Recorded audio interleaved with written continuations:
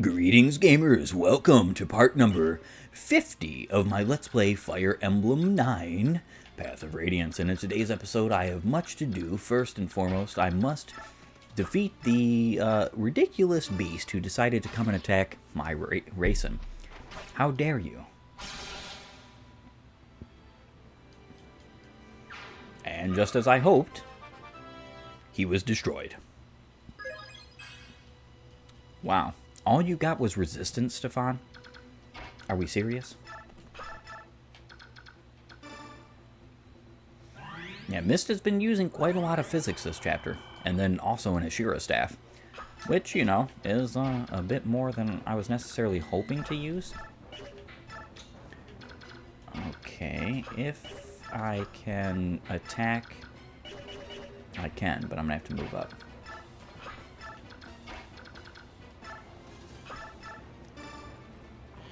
You are gone. I do believe there could be more reinforcements, which I'm not too happy about the prospect, especially because this is a route chapter. I would like to get it done as soon as possible. And yes, you saw that right. You are fully capable of throwing the boulders down yourself.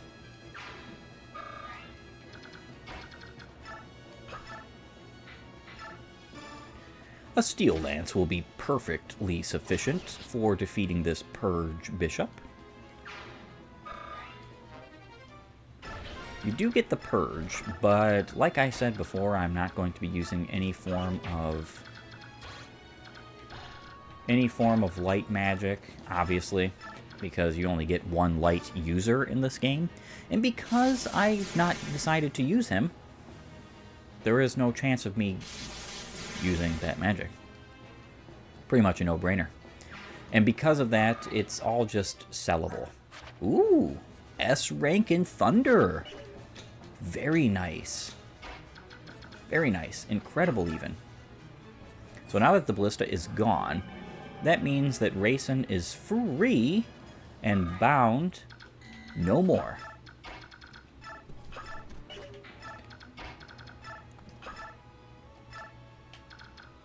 Physic. Don't really need to use any more physics, so I'm not going to.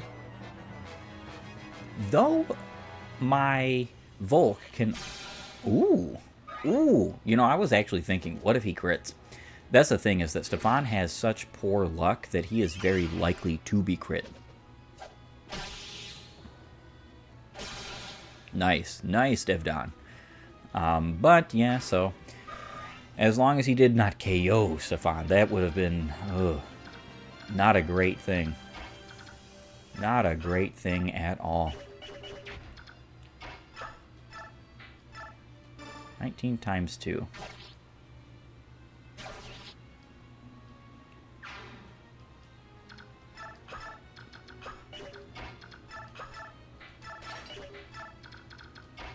And again... Wholesome can chant and move these yonder up.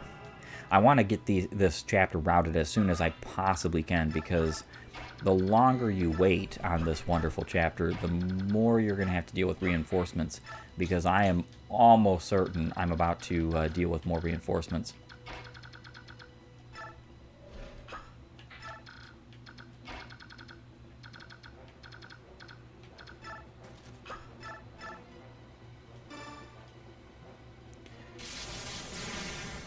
And a good old bolting.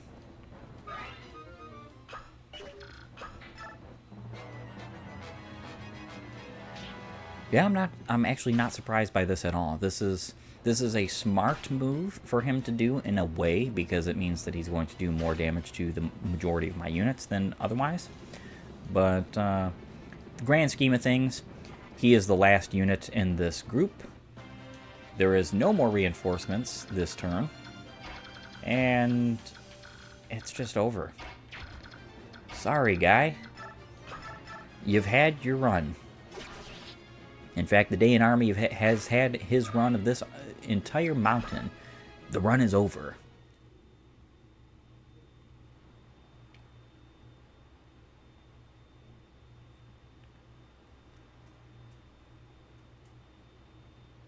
This is one of those graphical errors that you almost want to say Path of Radiance has issues.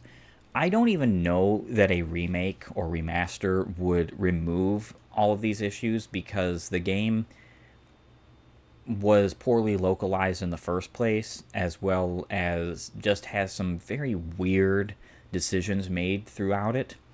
But Ike is literally in his ranger attire here, his before promotion attire, as if he has not been promoted. It's not possible for Ike to reach this chapter without being promoted because his promotion, as all other main lords in the series, almost, is forced.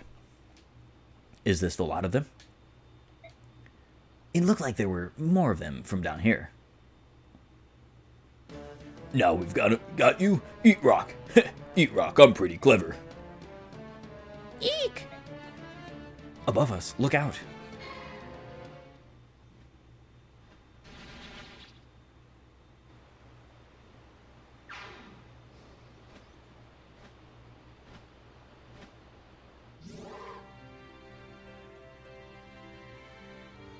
Need a hand? Timar, you came. Well met, Raisin. And well met to the rest of you as well, warriors of Crimea. How did you come to be here? I thought I'd help you wipe out Dan. That's good news for us, but has something happened? Why did you suddenly decide to help? I asked for his aid. We must defeat King Daem. To that end, the more powerful we are, the better, yes? So that's the story, is it? It's true that Raisin requested my aid. However, that's not the only reason that I'm here. What is it? In a moment. First, let us meet with the King of Lions. He waits for us at the foot of the mountain. Understood. Come on, everyone. Let's get off this peak and take a rest at the bottom. King Kanagas, it's an honor to see you again. First, let me offer you my congratulations. You've made quite the triumphant return, Princess Elincia. Thank you. And allow me to express my gratitude for having the Kingdom of Gallia fighting at our side. Your presence fills me with strength. During this short interim, you've managed to turn the tide of the war. To be honest, I'm quite surprised. I didn't come this far on my own. My Lord Ike and his brave companions were with me. It was only with the support of many that I was able to return home. Yes, obviously that's true. You are a little girl, after all, and could not defeat the army of Daen by yourself. This I would already know. My reports cover most of that. Everything that happened in Begnion, and in Daen as well. As to that, about Ness... King Gallia, Princess Crimea. I apologize for interrupting the festivities, but there's something I must discuss with you. Would you gather over there? This group contains the people who were at the heart of that last battle, correct? Yes, it is. What about those two children? Surely they weren't involved. Children? This is Soren. He's my tactician. And this is my sister Mist. Before we begin this war council, there's something I need to share with all of you. It's a story that involves my parents as well. I've kept most of it from my sister, but I felt this would be a good chance for her to hear it, so I asked her to join us. Understood. Go on. It all begins when we meet. When we meet Princess Elincia and... When we met, you meant to say? When we met Princess Elincia and escorted her into the forest of Gallia. And that is everything I know. Father? Is that how... Mom? That's not true, is it? Mist, do you want to leave? No. I'm all right. I'm just a little confused. Mist. That's the whole of it, hey? So this wasn't ever just a dispute between Crimea and Daen. There was something else at play the entire time. What could King Ashnard's ultimate goal possibly be? He has risked everything, even surrendering his own country. 20 years ago, even before he became king, he tried to release the Dark God from within the medallion. However, he was thwarted by the actions of Grail and Elena. What manner of being is this Dark God? What would happen if it were to free from his prison? I fear the world would once again be beset by natural calamity, much like it was 800 years ago. At that time, all the world, save Teleus, was drowned beneath the seas. That is a true story? I thought it was nothing more than a fable. We have living proof. Goldo was King Elincia. He and 2 other heroes fought alongside the goddess herself to defeat the Dark One. King Goldo is one of the legendary heroes, but he's still alive. The Black Dragon King is a living fossil, and as stubborn as anything alive.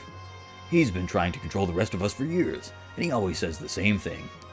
Do not fan the flames of strife. As long as Leiron's medallion exists, you must never begin a war that engulfs the entire continent. Never begin a war? It's possible, perhaps, there is more than one way for the Dark God to gain his freedom. Oh ho, aren't you the clever one? That's just what the Black Dragon King says, yet the truth of that is unknown. There's a war going on right now, but the Dark God's nowhere in sight, is he? Could it be? I think I may finally know Ashnard's intentions. Really? King Goldoa said that a conflict which engulfs the entire continent would free the Dark God from the medallion. Let us assume that the war would have such an effect on the medallion no matter where it was, or who possessed it. And let's also assume that the King of Dayan thinks this as well. I can hear him now. Where is the tinder for the blaze I need? The answer to this question proved to be an easy one, yet he had to find a way to test his theory. So he attacked neighboring Crimea. It had to be Crimea. Begnion was too big, too powerful. Dayan would have lost. Crimea, however, is a country known more for its scholarship than its military strength. Dayan probably felt that a surprise invasion would let them win, while taking minimal casualties themselves, and they were right. Crimea was easy prey. King Raymond was also friendly toward Leguz. I imagine that this, too, influenced Dayan's decision. If things went well, the conflict would be enough to engulf Crimea's ally, Gallia. And the fires would spread. First Crimea, then Gallia, and eventually Begnion as well. Dayan's power would increase, and strife and discord would spread across the land, eventually reaching the lost medallion. So you believe the King Dayan's goal is to awaken the Dark God after all? At the very least, it is one of his ambitions. There can be no mistaking that. Which means that our plan to attack him at the capital fits right into his strategy, doesn't it? It's the trigger he needs to break the Dark God's bonds. Even if that's true, we can't stop now. This war's gone too far for that. We have to smash Dayan to end its menace once for all. We bury every one of them and finish it. Agreed. That's the only plan that makes any sense. If only we had the medallion with us. What is it, Raisin? Is there a way to avoid all of this? We, that is, the descendants of Leiron, have a gift. Through the power of the Slumber Galder, we have the ability to suppress the chaotic energies of the Dark God in the medallion. So even if a massive battle occurred, if it were in my possession, I might be able to. I'm so sorry. It's because of my carelessness that the medallion was lost in the first place. Mist, I told you. It wasn't your fault, didn't I? But you were never careless, Mist, I know. You kept the medallion next to you at all times. You told me it was a keepsake of your mother's, and you always took good care of it, didn't you? That's why it's not your fault, so please don't punish yourself anymore, all right? Princess Elincia. She's right. Besides, the Dark God could be released no matter where the medallion is, so it's nothing to worry about. Thank you, Ranoff, for that wonderful, wonderful word of encouragement. We're all gonna die, and you're just so nice with your encouragement. Alright, it's about time for you to hear what I have to say. Grayson? Yes? I'm sorry. Huh? For what? Leanne's been kidnapped. It may have been by Dayan's hand. That can't be. Why would Leanne be taken? The release Gulger can only be sung by the girl Altina, right? But Ashnard doesn't know that. Oh no. What a mess. Nothing can ever be clear and simple, can it?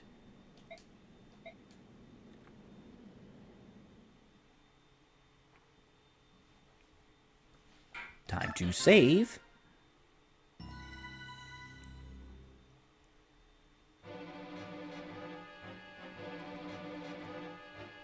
In a valley amidst the Marhaut Range, Ike and company are reunited with King Caneus of Gallia. King Tibarn of Phoenicius also arrives and brings with him a disturbing tale.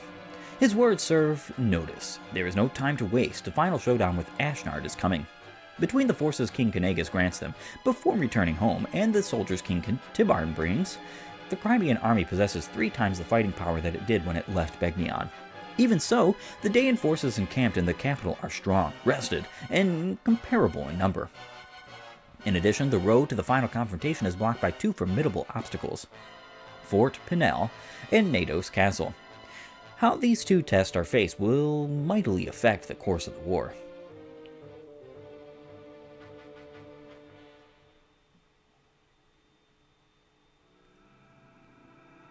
Chapter 26, Clash.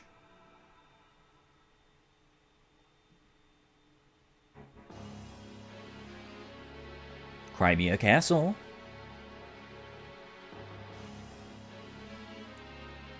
I see. So Crimea and Gallia have finally joined forces, have they? Half-breeds and humans fighting side by side. How sweet. In addition, it seems the incident with the Huron princess has brought more Phoenicians to the struggle as well. Oh, the Hawk King is getting involved, eh? Which means that the Crimean army's strength of arms is all but equal to our own, and growing daily. Of course, this pathetic ragged band is still no match for our superior leadership and skill.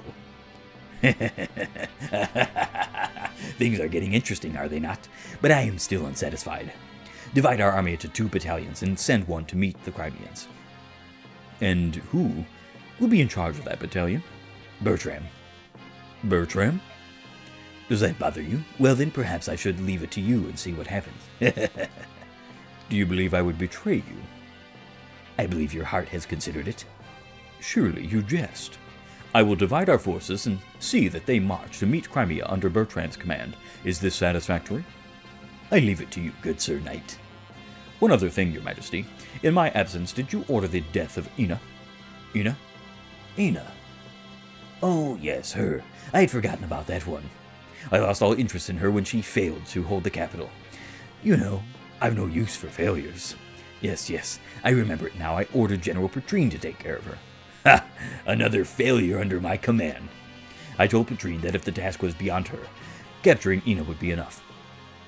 This isn't Thracia. You can't capture. I see. Why do you ask? According to one of the General Petrine's men, they have indeed captured Ina. But with the general's death, they are unsure what to do with her. That was one of Petrine's better qualities. She always did follow orders. Well, what do you intend to do? I wish to receive your instructions. Do you still wish to see her killed, or have you changed your mind? Do as you will. I care not. However, do not bring her into my presence. When that one is near, Region seems to grow restless. As you wish. Everyone seems to be here. Go ahead, Soren. You can begin now. Very well. Please look at this map. The current position of our army is here in the Marhaut Range. Between us and the capital, there are 2 large outposts of enemy troops, Fort Pinel and Nados Castle. Both holds were built to guardian our fair land. But now Dan rules them both and knows of us. With rations set, they can hold out a year. Say what you will of Dan and her foul plans, one must admire her skill in things of war. Come now, Bastion, why would you praise our foe? I do but speak the mean of it, good sir. The truth is still harsh, but lies would be still worse. Will you two please shut up, please? Sheesh. Typical anime-ish woman. Coming into the fray to tell somebody to shut up because she has nothing better to say. Pinel and Nados are fairly close to one another. I doubt they would expect us to attack both at once, but that seems to be a waste of our strength, and we don't want to get ambushed from the rear while attacking. We cannot divide our army, but we could send a small force to attack the base with weaker defenses and keep it occupied. At the same time, the main army can focus on the other one and conquer it. I see. So which one has more soldiers? That would be Fort Pinel. Very well. Then the main army will lead an assault on Fort Pinel. Meanwhile, I'll take my army and a unit or so of galleons and set out for Castle Nados. We'll launch an attack, and when they come out to meet us, we'll retreat. Then we'll attack again. It will keep them busy. That should give us the time we need. We'll take care of our front by day's end. Let's go capture a fort. It's settled then.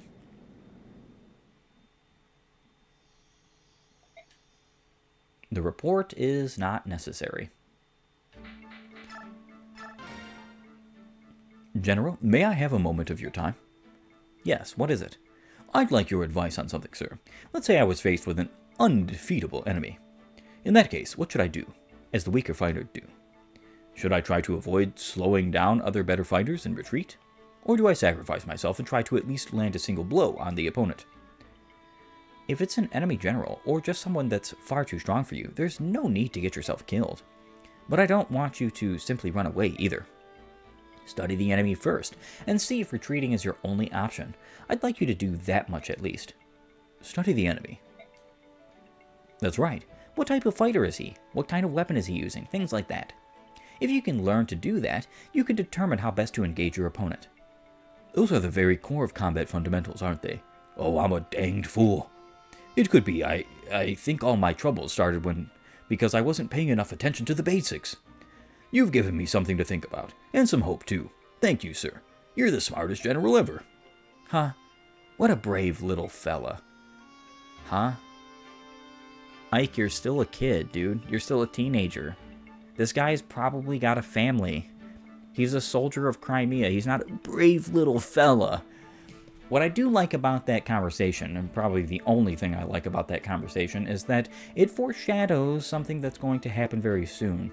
Study the enemy. Be mindful of who you fight. Are you leaving now? Yep. We're going to do some reconnaissance and tease those Danes a bit. Good luck. Ha! You don't need luck when you're as tough as me. Tibarn, about... Rayson, no. I truly am sorry. Leanne's kidnapping is completely my fault. It's not your fault. Please don't apologize. I know Leanne is alive. These battlefields are filled with chaotic energy, but I can still sense her. It's faint, but I know it's Leanne. Which is all the more reason for us to hurry. There may be other ways to finish this, but crushing Dayan is the surest. Agreed. Rayson, is this mysterious power that you use to sense Leanne something only Hurons possess? It's not something any of the Hawk clans have. That is a certainty. That's not true, Tibarn. The power may differ in potency between us, but all Legus possess it, to some degree. Ah, so it's just that my sense isn't developed, is that it? The power is distributed, something like this. Among the bird tribes, it's very strong in the Huron clan. Among the beast tribes, I've heard it's most developed in the cat clan, though not as strongly as in the Hurons. And as for the dragon tribes, it's said they may be equal to, or even surpass, the strength of the Hurons. Even though I know that all Legus were not alike, there are even more differences than I'd imagined. Your eye should have told you that. Once we change, we don't look alike, do we? Good point. Enough pleasantries. It's time for me and my men to take wing. Right. See you later, then. Tibarn, may the fortunes of war be with you. And you as well. Don't try anything too dangerous. Rayson? My apologies, Ike. Though I knew this was coming, it's still difficult. Don't apologize. You've nothing left to prove to me.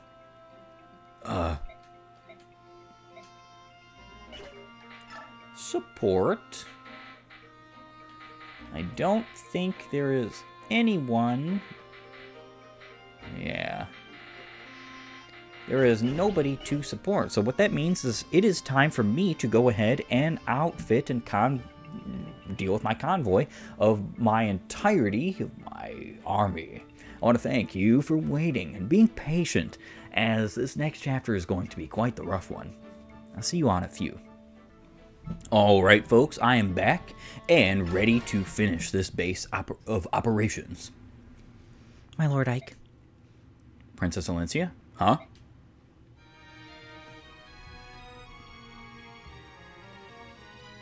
What's going on? Why are you dressed like that? I thought to join you on the battle lines. Is that a Pegasus? Where did you get that? He belonged to my great-grandmother. I'm a bit nervous about riding him, but I'm going to try nevertheless.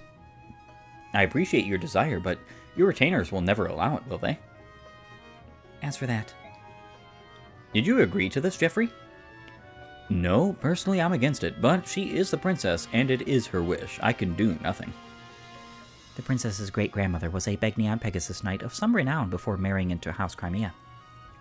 Princess Elincia herself is skilled at both riding and swordsmanship.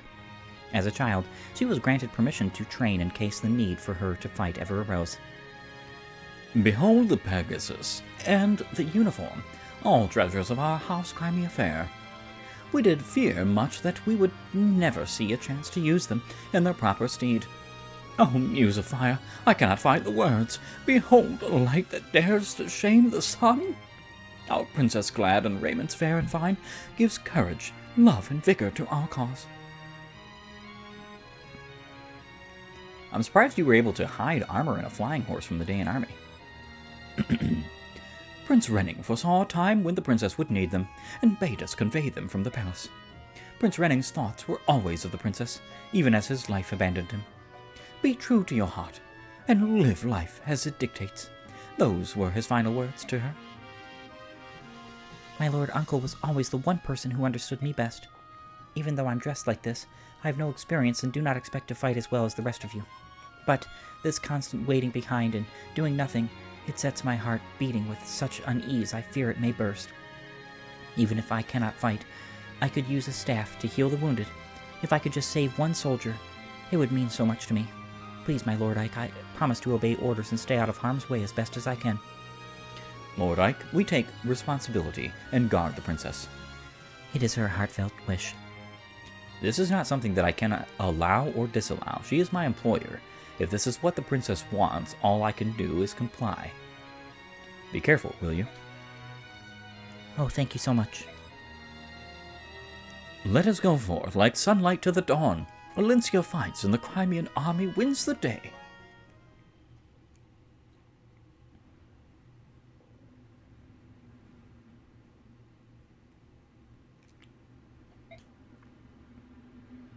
Fort Pinel?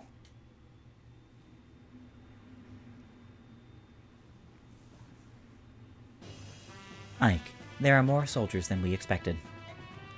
Just from what I can see now, they are double our numbers. And we must assume that the fort houses many more troops. This may prove to be a long battle.